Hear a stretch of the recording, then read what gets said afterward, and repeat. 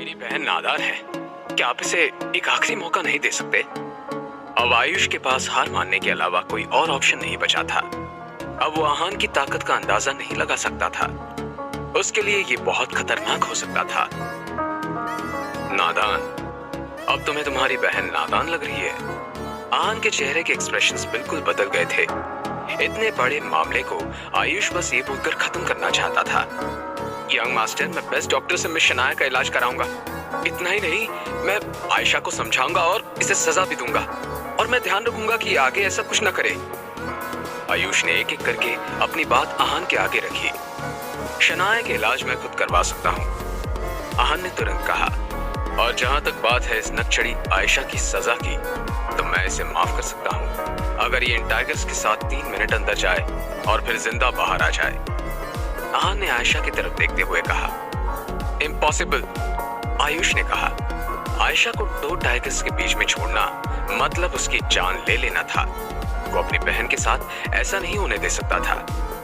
मैं अंदर नहीं जाऊंगी, आयशा जोर से चिल्लाई। डर के मारे उसकी आंखों से आंसू बहने लगे थे। अपने डर की वजह से वो सीधी खड़ी भी नहीं हो पा रही थी।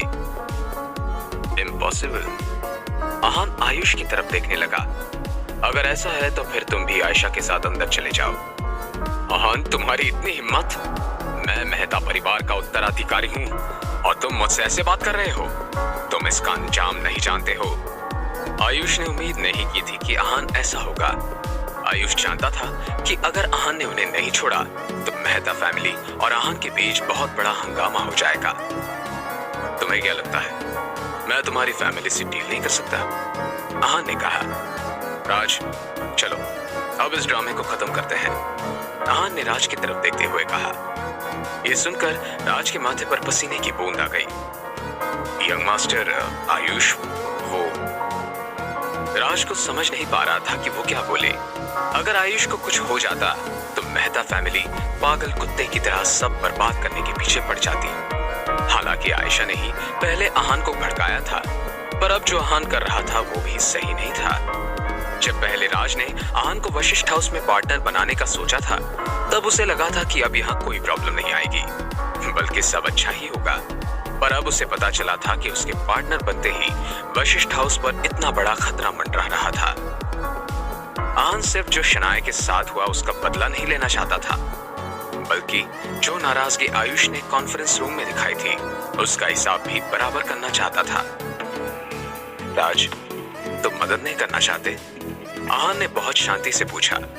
राज वहीं जम गया। अगर आज वो आहान की मदद करने से मना कर देता तो इतने वक्त से जो उसने अपनी इमेज बनाई थी वो बर्बाद हो जाती। आहान को खुश करने के उसके सारे प्लान फ्लॉप हो जाते। उसने अपने दिल पर पत्थर रखकर आखिर फैसला ले ही लिया। राज जानता था कि लोग 2 नाव में सवार होते हैं और वो अक्सर डूब जाते हैं, इसीलिए राज ने फैसला किया था कि वो आहान की तरफ है। जिस दिन से राज ने आहान को वशिष्ठ हाउस के शेयर ऑफर किए थे, उसी दिन राज आहान की तरफ आ गया था। राज आयुष की तरफ गया और बोला, आयुष, ब्रदर राज, मुझे बचा लो, प्लीज मुझे बचा लो। आयुष राज के सामने हाथ जोड़कर बैठ गया और रोने लगा। प्लीज मेरी जान बख्श दो। राज ने अपनी आंखें बंद कर ली और उस पर तरस खाते हुए बोला, आयुष, तुम्हें मेरी बात मान लेनी चाहिए थी। आयुष समझ गया था कि राज उसे क्या याद दिला रहा था।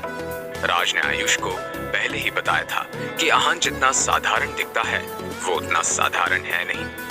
ब्रदर, मुझे आहान के बारे में सब कुछ बता दो प्लीज, मैं आहान की असलियत जानना चाहता हूँ, आयुष ने रिक्वेस्ट की। राज ने ना चाहते हुए भी आहान की तरफ देखा। वो उसके हाव भाव देखना चाहता था। आहान ने राज से पहले ही कहा था कि उसके बारे में सारी बातें राज रखी जाए, पर फिर भी राज ने आयुष को थोड़ी बातें बताई। पर अभी वो किस हालत में थे ये बात उसने किसी को नहीं बताई थी। ये कारण था कि दोनों के बीच कॉन्फ्रेंस रूम में बहस हुई थी। आहान रायजादा ग्रुप ऑफ इंडस्ट्रीज का इकलौता उत्तराधिकारी। अभिषेक और रजत का जिनसे झगड़ा हुआ था और उनके हाथ टूट गए थे, वो भी यही आहान है, जो मार्शल आर्ट एक्सपर्ट भी है। उसमें इन्हें कोई नहीं हरा सकता, क्योंकि ये सारी बेस्ट टेक्निक जानते हैं। राज ने आयुष से ये सारी बातें बहुत धीरे कही थी ताकि कोई तीसरा इंसान ना सुन ले। ये सुनते ही आयुष जोर जोर से पागलों की तरह हंसने लगा। रायजादा फैमिली का उत्तराधिकारी अकेला ही था और साथ ही मार्शल आर्ट एक्सपर्ट भी था। आयुष को एहसास हो गया था कि उसने कितनी बड़ी गलती कर दी थी। अब तो उसकी मौत पक्की थी। राज, मेरे परिवार का ध्यान रखना और उन्हें बचा लेना, उसने राज की तरफ शांति से देखते हुए कहा। अगले ही पल आयुष आगे बढ़ा, गार्ड की बंदूक निकाली और खुद को सिर पर गोली मार ली। एक जोर का धमाका हुआ और फिर एक गहरा सन्नाटा। भैया! आयशा जोर से चिल्लाई और वहीं बैठकर जोर जोर से रोने लगी। वहीं अर्पित का शरीर बुरी तरह कांप रहा था। उसके शरीर पर पसीना था और चेहरा बिल्कुल सफेद पड़ चुका था। आहान को विश्वास नहीं हो रहा था कि आयुष आत्महत्या कर लेगा। गोली चलने की तेज आवाज से शनाया की आंखें खुल गई थी। आहान! शनाया अभी भी बहुत कमजोर थी। हालांकि वो बेहोश थी, पर फिर भी उसे थोड़ा अंदाजा था कि वहां क्या हुआ था। शनाया तुम कैसी हो? आहान ने उसके पास आकर पूछा। भेड़ियों के काटने का निशान ज्यादा गहरा नहीं था। उसने पहले ही अपनी ताकत से घाव पर जोर लगाकर खून रोक दिया था। मैं ठीक हूँ आहान। शनाया के चेहरे पर एक मुस्कान थी। उसे लगा था कि आहान से वो कभी नहीं मिल पाएगी, पर आखिरी वक्त पर आहान ने उसे बचा लिया था। आहान, इन्हें जाने दो, शनाया ने खुद को संभालते हुए कहा। आयुष की मौत उनकी वजह से हुई थी, पर अब शनाया नहीं चाहती थी कि किसी और की मौत हो। ये सुनकर आहान का मुंह बन गया। वो शनाया की इच्छा के खिलाफ नहीं जा सकता था। शनाया बहुत ही नर्म दिल की लड़की थी और आहान को उसकी ये बात सबसे ज्यादा पसंद थी और सबसे बड़ी कमजोरी भी थी उसकी ये। शनाया, ज्यादा महान बनने की जरूरत नहीं है। ऐसा करो, तुम भी मेरे साथ मरो। आयशा आयुष की बॉडी के साइड से उठकर शनाया पर गोली चलाने ही वाली थी कि इतने में ही राज बीच में आया और आयशा को दूर धक्का दे दिया। राज भी मार्शल आर्ट में ट्रेन था और इसलिए आयशा उसका हमला सहन नहीं कर पाई। वो जहां गिरी थी वहां से उसके लिए उठना असंभव हो गया था। आहान ने कुछ नहीं बोला। आहान जानता था कि राज सिर्फ उसका साथ दे रहा है। शनाया के मना कर देने के बाद आहान कुछ नहीं कर सकता था, इसलिए राज ने ये मैटर अपने हाथ में ले लिया। शनाया वहीं पर गिरी हुई आयशा को देख रही थी और सोच रही थी कि आयशा उससे इतनी नफरत क्यों करती है। आयशा के चेहरे के भाव अभी भी नफरत वाले थे। शनाया, चलो हॉस्पिटल चलते हैं। इस हादसे की छाप तुम्हारे मन में काफी दिन रहेगी। तुम्हारी चोट का इलाज करवाने के बाद हम एक अच्छे साइकियाट्रिस्ट से मिलेंगे। आहान ने बहुत शांति से कहा। ओके, शनाया ने कहा। शनाया, मैं भी तुम्हारे साथ चलती हूँ, जिया ने मुस्कुराते हुए कहा। जिया का बदला हुआ एटीट्यूड देखकर शनाया और आहान का मुंह बन गया। ये देखकर जिया ने फिर से कहा, यंग मास्टर, मेरे और शनाया के बीच में गलतफहमी हो गई, पर अब हम उसे सॉल्व कर लेंगे। शराब, मुझे तुम्हारी कोई जरूरत नहीं है और ना ही मुझे कुछ सॉल्व करना है। शनाया ने दर्द में होने के बावजूद अपना गुस्सा दिखाया था। ये देखकर आहान मुस्कुरा रहा था। हालांकि शनाया ने सबके सामने उसे ऐसा बोला था, पर फिर भी जिया ने कुछ रिएक्ट नहीं किया। जब राज चोपड़ा जैसा इंसान आहान को इतनी इज्जत दे रहा था, फिर वो कौन थी जो उस पर या शनाया पर गुस्सा होती। ये तो मैंने गलत कर दिया। मुझे लगा था कि आहान फर्नीचर है, पर ये तो कोई बहुत बड़ा आदमी है। फालतू ही शनाया की इमेज खराब की मैंने। अब तो चाहकर भी मेरी इनसे दोस्ती नहीं हो सकती। करण जैसे आदमी को इम्प्रेस करने के चक्कर में मैंने यंग मास्टर को ऑफेंड कर दिया। जिया, ये तूने क्या किया? जिया मन ही मन में अब पछता रही थी। आहान शनाया को लेकर वहां से चला गया। सब उसे बस देखते रह गए। तब ऐश्वर्या, जो डर के मारे पेड़ के पीछे छुपी हुई थी, वो आगे आई। करण, ये आहान रायजादा आखिर है कौन? जिया ने शर्मिंदा होते हुए पूछा।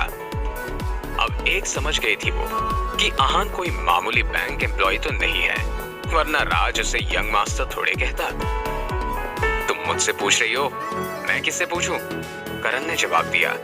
सबसे पहले आहान को परेशान करने वाला इंसान करण ही तो था। करण, यंग मास्टर हमारे लिए कोई प्रॉब्लम तो क्रिएट करेंगे नहीं ना? इतना छोटा दिल थोड़ी ही होगा उनका। ऐश्वर्या, जो अब तक बात बात पर आहान से पंगे ले रही थी, अब उसे यंग मास्टर बुला रही थी। मुझे खुद नहीं पता ऐश्वर्या, मैं तुम्हें क्या बताऊं। वैसे हमने उनको बहुत गुस्सा दिलाया है और उनकी बहुत इंसल्ट भी की है, इसलिए पता नहीं वो क्या करेंगे। करण ने साफ साफ अपने मन की बात कह दी। करण प्लीज मुझे डराओ मत। सब में जिया ही थी जिसने आहान से सबसे ज्यादा झगड़ा किया था। जिया को रेस्टोरेंट में की गई अपनी हर गलती पर पछतावा हो रहा था। अब सब आहान को कम आंकने के लिए पछता रहे थे। उधर आहान और शनाया हॉस्पिटल पहुंचे। आहान ने शिमला से डॉक्टर कुसुम को फोन करके बुला लिया था। डॉक्टर कुसुम आहान की खास जान पहचान वाली थी और बहुत एक्सपीरियंस डॉक्टर थी। आहान शनाया के हेल्थ के साथ कोई रिस्क नहीं लेना चाहता था। शनाया को ज्यादा चोट नहीं आई थी, पर फिर भी आहान परेशान था। शनाया का चेहरा पीला पड़ चुका था। आहान को लग रहा था कि मनाली शनाया के लिए सही नहीं है, इसलिए उसे तुरंत वापस घर भेजना चाहिए। यंग मास्टर, मैडम बिल्कुल ठीक है, बस डर की वजह से शायद उन्हें थोड़ी प्रॉब्लम हो। कुछ दिनों में ये बिल्कुल ठीक हो जाएंगी और वापस शिमला ट्रैवल कर सकेंगी। डॉक्टर कुसुम ने शनाया को देखने के बाद कहा, शनाया अब तुम थोड़ा आराम करो, मैं डॉक्टर को बाहर छोड़कर आता हूँ। आहान ने कहा। दोनों जब बाहर पहुंचे तब आहान ने पूछा, शिमला में सब कैसा है? डॉक्टर कुसुम ने एक लंबी सांस ली और कहा, यंग मास्टर, शिमला में सब सही है, पर गिल फैमिली में नहीं। इट्स ओके कुसुम आंटी, आप मुझे बता सकती हैं। आहान ने कहा, यंग मास्टर, जब आप और शनाया दोनों मनाली आ गए तब नीरज गिल और उनका बेटा शौर्य गिल स्प्रिंग कॉर्पोरेशन प्रोजेक्ट के पीछे पड़ गए थे। उन्होंने स्प्रिंग कॉर्पोरेशन के अंदर जो मेन प्रोजेक्ट्स थे उन्हें किसी लोकल रियल एस्टेट को दे दिए, वो भी बहुत कम रेट पर। उन्होंने ये सब काम बहुत जल्दी किया क्योंकि शनाया के वापस आने के बाद वो ये नहीं कर पाते। डॉक्टर कुसुम ने सारी बात बता दी। ठीक है, मैं इस मामले को हैंडल कर लूंगा।